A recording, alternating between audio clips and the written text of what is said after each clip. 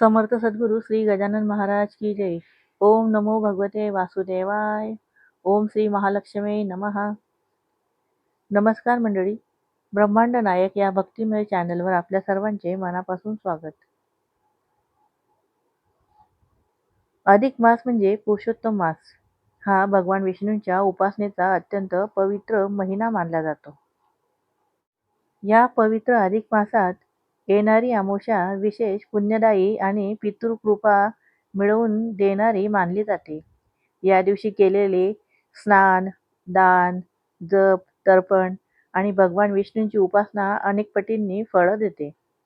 आजच्या या व्हिडिओमध्ये आपण जाणून घेणार आहोत अधिक मासातील अमावस्येचे महत्त्व, तिथी, शुभवेळ, काय करावे, काय करू नये, कोणते दान द्यावे आणि कोणते पुण्यफळ मिळते. त्यामुळे व्हिडिओ शेवटपर्यंत नक्की पहा. अधिक मासातील अमावस्येचे महत्त्व असे की हा महिना भगवान विष्णूंना समर्पित आहे. या महिन्यातील अमावस्या पितरांच्या उद्धारासाठी, पापशालनासाठी आणि दारिद्र्य निवारणासाठी अत्यंत महत्त्वाची मानली जाते. शास्त्रानुसार या दिवशी केलेले पुण्यकर्म सामान्य दिवसांपेक्षा अनेक पटींनी अधिक फळ देतात. विशेषतः पितृतर्पण, अन्नदान, गोसेवा, विष्णुपूजा आणि नामस्मरण केल्याने पितर प्रसन्न होतात आणि घरात सुखसमृद्धी येते. अधिक मास अमावस्या 2026 कधी आहे त्याबद्दल जाणून घेऊया. अमावस्या तिथी रविवार 14 जून 2026 रोजी दुपारी 12:19 सुरू होईल आणि सोमवारी 15 जून 2026 रोजी सकाळी 8:23 संपेल. उदय तिथीनुसार सोमवार 15 जून 2026 या दिवशी सूर्योदयाच्या वेळी अमावस्या तिथी असल्याने या दिवशी सोमवती अमावस्या साजरी केली जाईल. 30 वर्षांनंतर अधिक महिन्यात सोमवती अमावस्या येण्याचा हा अत्यंत दुर्मिळ योग जुळून आला आहे. अमावस्येला काय करावे? ब्रह्ममुहूर्तावर उठावे, लवकर उठून स्नान करावे आणि स्वच्छ वस्त्रे परिधान करावीत. या दिवशी पवित्र स्नान तुम्ही नदी, तलाव किंवा घरच्या घरी गंगाजल मिसळून स्नान करू शकतात. भगवान विष्णूंची पूजा करावी, तुळशीपत्र अर्पण करावे, विष्णू सहस्रनाम पठण करावे, विष्णू स्तोत्र वाचावे, अधिक मास महात्म्य यांचे श्रवण करावे, ओम नमो भगवते वासुदेवाय या मंत्राचा जप करावा, पितृतर्पण करावे.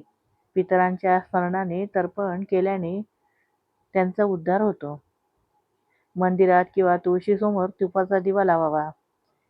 दान काय काय करावे या दिवशी?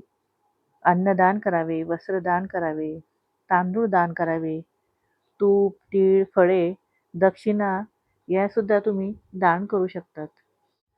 गरजूंना अन्न, पाणी, वस्त्र किंवा छत्री दान केल्याने पुण्य मिळते.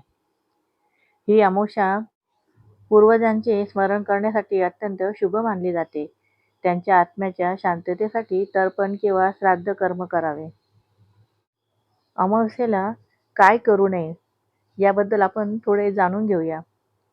कोणाचाही अपमान करू नये, खोटं बोलू नये, तामसी भोजन करू नये, मद्य, मांस, तंबाखू यांचे सेवन करू नये, वादविवाद आणि भांडण टाळावे, पितरांविषयी अनादर दाखवू नये. अमावस्येला चंद्राचे बळ कमी असल्याने कोणतेही नवीन व्यवसाय, गृहप्रवेश किंवा शुभ कार्य सुरू करू नये. शक्यतो या दिवशी मोठी आर्थिक गुंतवणूक किंवा वाहन खरेदी करणे टाळावे. या दिवशी कांदा, लसूण आणि मांसाहार करणे टाळावे आणि सात्विक आहार करावा. अमावस्येच्या दिवशी स्नान, जप, तप, दानधर्म केल्यामुळे अक्षय पुण्य मिळते. पितृदोष शमन होतात, पूर्वजांचे आशीर्वाद मिळतात, आर्थिक अडचणी कमी होण्यास मदत होते, घरातील नकारात्मकता दूर होऊन सकारात्मकता निर्माण होते, भगवान विष्णूंची विशेष कृपा प्राप्त होते, मनःशांती आणि आध्यात्मिक प्रगती होते, जन्मोजन्मीचे पापे क्षीण होतात असे शास्त्रात सांगितलेले आहे. या दिवशी विशेष म्हणजे ओम नमो भगवते वासुदेवाय किंवा ओम श्री विष्णवे नमः या मंत्राचा 108 वेळा जप केल्याने विशेष पुण्य मिळते. त्यासोबत माता लक्ष्मी यांची सेवा केल्याने अक्षय पुण्य मिळते. अमावास्या ही अधिक मासातील शेवटची तिथी आहे. या दिवशी अधिक मास समाप्त होत आहे. म्हणून तुम्हाला जेवढे दानधर्म, जपकर्म करता येतील तेवढे करावे. भगवान विष्णू, माता लक्ष्मी यांची अखंड कृपा आपल्याला मिळावी यासाठी जेवढ्या सेवा करता येतील तेवढ्या सेवा करायच्या. अमावास्येला या दिवशी दीपदानाला विशेष महत्त्व आहे. शास्त्रानुसार कुठे कुठे आपल्याला दीपदान करता येतील त्याबद्दल जाणून घेऊया. ज्यांना संपूर्ण अधिक महिन्यामध्ये दीपदान करता नाही आले त्यांनी या अधिक मासाच्या शेवटच्या तिथीला म्हणजे अधिक मास समाप्त होईल म्हणून ह्या दिवशी तुम्हाला दीपदान करण्याची शेवटची संधी आहे.